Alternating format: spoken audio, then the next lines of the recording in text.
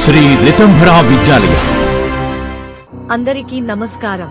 ముందుగా శ్రీ రితంభర విద్యాలయ యొక్క విద్యార్థులకు వారి కుటుంబ సభ్యులకు రక్షాబంధన్ శుభాకాంక్షలు. శ్రావణ మాసం రాగానే అందరూ ఎదురు చూసే పండుగ రాఖీ పండుగ. అన్నదమ్ములకు రాఖీ కట్టాలని అక్క చెల్లెలు ఎంతో ఆశగా ఎదురు చూస్తారు. అలాగే అన్నదమ్ములు కూడా రక్షాబంధన్ వేడుక కోసం కానుకలతో ఎదురు చూస్తారు. ఎంతో పవిత్రమైన ఈ వేడుక ఈ నాటిది కాదు. దీనికి మూలం మహాభారతంలోనే ఉంది. శ్రీకృష్ణుడికి సుధాదేవి అనే మేనత్త ఉండేది. ఆమెకు 3 కన్నులు 4 చేతులతో అతి వికృత రూపంలో ఒక బిడ్డ పుడతాడు. అతడే శిశుపాలుడు. అయితే ఆ పిల్లవాడు ఎవరి చెయ్యి తగిలితే మామూలు రూపంలోకి వస్తాడో అతని చేతిలోనే శిశుపాలుడు మరణిస్తాడని పెద్దలు చెబుతారు. ఒకరోజు శ్రీకృష్ణుడు సుధాదేవి ఇంటికి వస్తాడు. అతని చేతిలో బిడ్డను పెట్టగానే చక్కని రూపంలోకి మారిపోతాడు. అది చూసి ఆ తల్లి ఆనందంతో మురిసిపోతుంది. కాని అంతలోనే ఆ పిల్లాడు శ్రీకృష్ణుడి చేతిలోనే మరణిస్తాడు అని తెలుసుకుని విచారిస్తుంది. అప్పుడు కృష్ణుడు తన కొడుకుని చంపే పరిస్థితి వచ్చినా కూడా పెద్ద మనసుతో క్షమించి వదిలేయమని వరం కోరుకుంటుంది. దానికి శ్రీకృష్ణుడు 100 తప్పుల వరకు అతడిని చంపనని వరమిస్తాడు. కాని 100 తప్పులు దాటితే మాత్రం తప్పదని చెబుతాడు. శిశుపాలుడు పెరిగి పెద్దవాడే రాజ్యానికి రాజు అవుతాడు. కాని అనేక దుర్మార్గాలు చేస్తుంటాడు. రాజ్యంలో అందరికీ పీడించడంతో పాటు చీటికి మాటికి కృష్ణుడితో గొడవ పడుతూ ఉంటాడు. చివరికి ఒకరోజు 100 తప్పులు పూర్తి కాగానే శ్రీకృష్ణుడు సుదర్శన చక్రంతో శిశుపాలుడు శిరస్సుని ఖండిస్తాడు. కృష్ణుడు ఎంతో కోపంతో సుదర్శన చక్రం ప్రయోగించడంతో కృష్ణుని వేలుకు గాయమై రక్తం కారుతుంది. ఆ వేలుకు కట్టుకట్టేందుకు నలుగురు 4 దిక్కులకు పరుగు తీశారు. కాని అక్కడే ఉన్న ద్రౌపది వచ్చి ఆమె చీరకొంగు చించి కృష్ణుడి వేలికి రక్షగా కడుతుందట. నన్ను అన్నగా భావించి ఆదుకున్నావు కాబట్టి నీకు ఎలాంటి ప్రమాదం వచ్చినా నన్ను తలచుకో, నేను వెంటనే వచ్చి నిన్ను ఆదుకుంటాను అని కృష్ణుడు ద్రౌపదికి అభయం ఇచ్చాడు.